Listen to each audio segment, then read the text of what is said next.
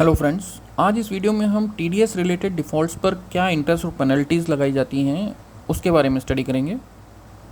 तो सबसे पहले तो हम ये जान लेते हैं कि व्हाट इज़ टीडीएस। तो जब भी कोई पेई को पेमेंट करने से पहले उस पेमेंट में से टैक्स अमाउंट डिडक्ट कर लेता है एट द स्पेसिफाइड रेट्स जो भी इनकम टैक्स एक्ट में डिफ़ाइन किए गए हैं, तो ये जो टैक्स डिडक्ट करता है वो पेयर, इसी को हम टीडीएस कहते हैं और ये गवर्नमेंट के अकाउंट में जमा भी करना होता है आफ्टर डिडक्शन।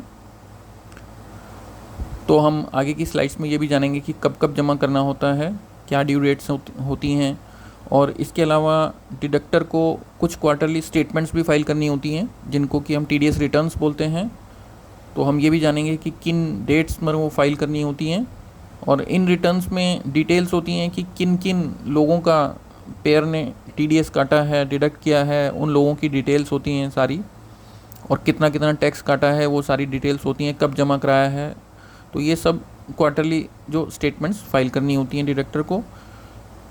तो इन्हीं रूल्स को अगर कोई डिडक्टर ब्रेक करता है, यानी वो डिपॉजिट नहीं करता है टाइम पर टीडीएस काट के, या कम डिपॉजिट करता है, ऐसे ही रिटर्न्स भी वो फाइल नहीं करता है या लेट फाइल करता है, तो इस तरह के केसेस में जब ये रूल्स ब्रेक किए जाते हैं तो पेनल्टीज़ और इंटरेस्ट ऑब्वियसली वो फिर उसके ऊपर इम्पोज किए जाते हैं।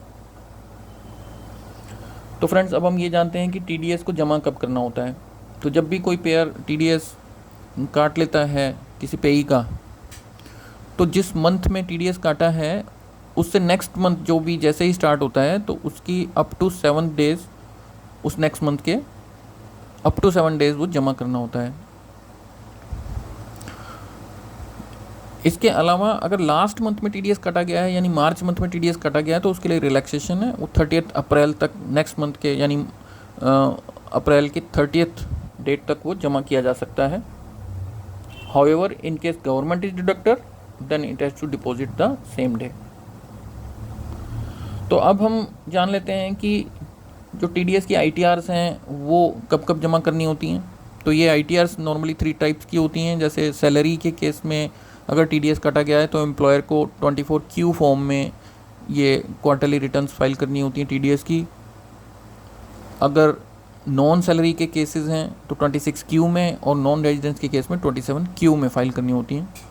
इनकी ड्यू डेट्स नॉर्मली जो होती हैं Q1 की 31 जुलाई होती है, और Q2 की 31 अक्टूबर, Q3 की 31 जैन, और Q4 की 31 मई। Q4 के केस में थोड़ा रिलैक्सेशन है क्योंकि लास्ट क्वार्टर होता है, कुछ प्लानिंग भी करनी होती हैं, तो उस वजह से ये रिलैक्सेशन भी है इसमें। हालांकि कई बार गवर्नमेंट इन डेट्स को चेंज भी कर देती है, थोड़ा रिलैक्सेशन और भी दे देती है। कई बार कोई इवेंट्स जो हैं वो घटना कोई हो जाती है, किसी भी कोई आपातकालीन घटना हो जाती है, कुछ भी हो जाता है, तो गवर्नमेंट नोटिफिकेशन के जरिए कई बार रिलैक्सेशन भी दे देती है इन डेट्स में। अदरवाइज़ ये यही डेट्स, जो नॉर्मल डेट्स, वो यही रहती हैं। तो फ्रेंड्स, अब हम ये जान लेते हैं कि अगर कोई एसएससी डिफ़ॉल्ट करता है टीडीएस जमा करने में या रिटर्न्स फाइल करने में, किसी भी तरह के डिफ़ॉल्ट करता है, तो क्या पेनल्टीज और इंटरेस्ट वगैरह लगेंगे। तो सबसे पहले हम टीडीएस के केस में देखते हैं कि अगर टीडीएस के डिफ़ॉल्ट्स हैं जमा करने के, तो उस केस में क्या इंटरेस्ट चार्ज होता है। तो इसको हम 2 भागों में डिवाइड कर सकते हैं टीडीएस के केस को। एक तो ये है कि एसएससी ने डिडक्ट ही नहीं किया टीडीएस। अगर डिडक्ट ही नहीं किया है तो फिर तो एसएससी जमा तो क्या कराएगा। तो हम इसको 2 भागों में डिवाइड करते हैं कि पहले तो नॉन डिडक्शन वाले केस को ही लेते हैं, और उसके बाद हम लेट डिपॉजिट केस को लेंगे। तो अगर डिडक्ट ही नहीं किया है तो इंटरेस्ट एट द रेट 1% पर मंथ और part of the month charge होता है from the date it was deductible. मतलब जिस डेट से वो डिडक्ट करना चाहिए था उस डेट से लेके एक्चुअल डेट ऑफ डिडक्शन तक, not actual date of payment. यहाँ पर ये बहुत ही ध्यान देने लायक बात है, from the date it was deductible to actual date of deduction, not payment. तो ये क्योंकि हमने 2 भागों में डिवाइड किया हुआ है, पहला हमने नॉन डिडक्शन का ही खाली केस लिया है कि डिडक्ट ही नहीं हुआ, और उसके बाद फिर हम लेते हैं कि वो जमा कब हुआ। फिर हम जब जमा कब हुआ तो लेट डिपॉजिट तो हुआ ही है ऑब्वियसली, तो उस केस में इंटरेस्ट 1.5% के हिसाब से लगेगा, 1.5 8% पर मंथ और पार्ट ऑफ द मंथ के हिसाब से। लेकिन वो किस डेट से किस डेट पर लगेगा, क्योंकि ऊपर वाले पोर्शन में हम already up to the actual date of deduction, जिस डेट में फिर वो एक्चुअली डिडक्ट कर लिया गया उस डेट तक तो लगा ही चुके हैं। तो अब हम लगाएंगे from the date of that actual deduction to the date of deposit, क्योंकि डिपॉजिट अब हुआ है।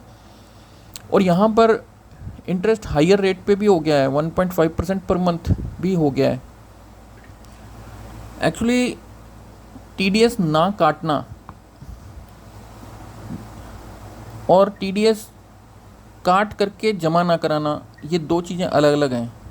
तो एक तो टीडीएस नहीं काटा, चलिए काटा ही नहीं है, तो एसएससी ने हो सकता है इग्नोरेंस में नहीं काटा हो, कुछ किसी भी वजह से नहीं काटा, तो ठीक है, फिर उसने जमा भी नहीं कराया है। लेकिन अगर किसी एसएससी ने काट भी लिया है और तब भी जमा नहीं कराया है, मतलब किसी का टीडीएस तो काट लिया लेकिन उसको जमा नहीं कराया, ये तो और भी बड़ा ऑफेंस हो गया है।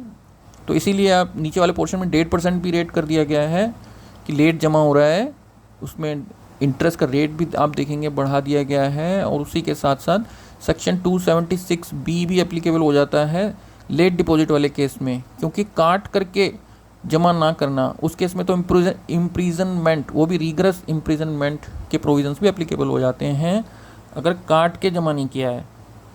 सिर्फ अगर काटा नहीं है तो उस वाले केस में, जो सबसे ऊपर जो केस है नॉन डिडक्शन, उस वाले केस में 276B एप्लीकेबल नहीं होता है। ये तभी एप्लीकेबल है जब काट करके भी टीडीएस जमा नहीं हुआ है, तो 276B एप्लीकेबल हो जाता है, जिसमें rigorous imprisonment ranging from 3 months to 7 years along with fine. तो इसके अलावा और भी कंसिक्वेंसेस होते हैं अगर टीडीएस लेट जमा कराया गया है। तो सबसे पहला तो ये है कि अगर डोमेस्टिक पेमेंट्स हैं नॉर्मली, तो जो भी ऑब्वियसली जब भी कोई टीडीएस काट करके जब कोई पेयर टीडीएस कोई पेमेंट पे करता है, तो ऑब्वियसली वो कुछ ना कुछ उसका खर्चा तो क्लेम कर ही रहा होता है, क्योंकि पेमेंट करने वाला खर्चा तो क्लेम करेगा ही, उसकी वो कुछ किसी भी तरह का उसका वो खर्चा हो सकता है। लेकिन जब उसने टीडीएस ही उसके ऊपर या तो काटा नहीं या जमा नहीं कराया, तो उस केस में गवर्नमेंट क्या कहती है कि जब आप टीडीएस के ही प्रोविज़न नहीं एप्लीकेबल कर रहे हो उस पेमेंट पे, तो आपको वो खर्चा भी अलाउ नहीं होगा 30% का। पहले तो ये 100% खैर होता था बहुत पहले, लेकिन अब 30% का जो एक्सपेंस है वो डिसअलाउ कर दिया जाता है अगर टीडीएस नहीं काटा गया है। हालांकि जिस अगले साल में या कभी भी आगे अगर वो टीडीएस फिर जमा कर दिया जाता है, तब वो एक्सपेंस दोबारा से अलाउ कर दिया जाता है जिस साल फिर वो पे किया गया है। और अगर नॉन रेजिडेंट के केसेस हैं तो उसमें तो 100% का एक्सपेंस डिसअलाउ कर दिया जाता है अगर टीडीएस नहीं जमा कराया गया है। लेकिन इसमें एक हल्का सा रिलैक्सेशन भी है, अगर TDS due date of filing return तक जमा कर दिया गया है, if the TDS deposited on और before the due date of filing return of income ITR से की ड्यू डेट से पहले भी अगर जमा कर दिया गया है, हालांकि वो भी लेट ही माना जाएगा, लेकिन अगर वो रिटर्न ऑफ इनकम की डेट से पहले जमा कर दिया है तो एक्सपेंसेस डिसअलाउ नहीं होंगे, ये 30% वाले और 100% वाला। लेकिन अगर ड्यू डेट से फिर बाद में फाइल किया है तो वो अगले साल ज़रूर अलाउड हो जाते हैं फिर वो। तो जिस साल वो एक्चुअली फिर वो डिपॉजिट कर दिया जाता है टीडीएस, तो उस साल वो खर्चा फिर वो अलाउ कर दिया जाता है जो पिछली बार डिसअलाउ हुआ था। तो अब हम सेक्शन 2011 के बारे में भी जानते हैं यहाँ पर कि एक सेक्शन है 2011, वो क्या कहता है कि a payer shall not be deemed to be an assessee in default for non-deduction or deposit of TDS if the payee has furnished his return of income etc etc। अगर जो हमने अभी जो जितने भी ये अभी भी जो इंटरेस्ट चार्ज के और ये सब जो अभी प्रोविज़न देखे हैं लेट डिपॉजिट ऑफ TDS के बारे में, तो assessee को डिफ़ॉल्टर माना ही नहीं जाएगा अगर ये वाला केस है। वो वाला केस क्या है कि अगर जिसको पेमेंट करी है उस बंदे ने अपनी रिटर्न भरी है और अपनी रिटर्न में जो भी उस पेमेंट से रिलेटेड जिस पे टीडीएस कटना था उसके ऊपर उसने पूरा टैक्स दिया है। इसके अलावा पेई ने जिसने पेमेंट प्राप्त की है उसने उसके अलावा एक सर्टिफिकेट भी दिया है सीए से लिखवा करके कि भाई इसने सब कुछ इस पे सारा टैक्स दिया है।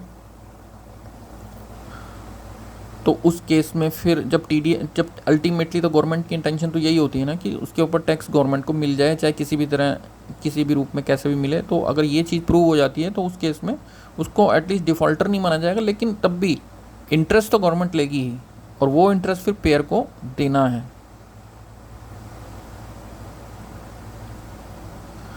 अब हम ये समझ लेते हैं कि टीडीएस की रिटर्न्स की क्या पेनल्टीज़ हैं। अगर रिटर्न्स लेट फाइलिंग हो रही हैं टीडीएस की तो क्या पेनल्टीज़ होती हैं। तो लेट फाइलिंग के केस में एक तो 234E की पेनल्टी लगती है, जो कि 200 पर डे के हिसाब से होती है, लेकिन वो टीडीएस के अमाउंट से ज़्यादा नहीं हो सकती। अल्टीमेटली टीडीएस के अमाउंट तक आकर के वो रुक जाएगी, और 200 पर डे के हिसाब से अदरवाइज़ वो बढ़ती रहेगी हर दिन जब से वो लेट हुई है ड्यू डेट के बाद से।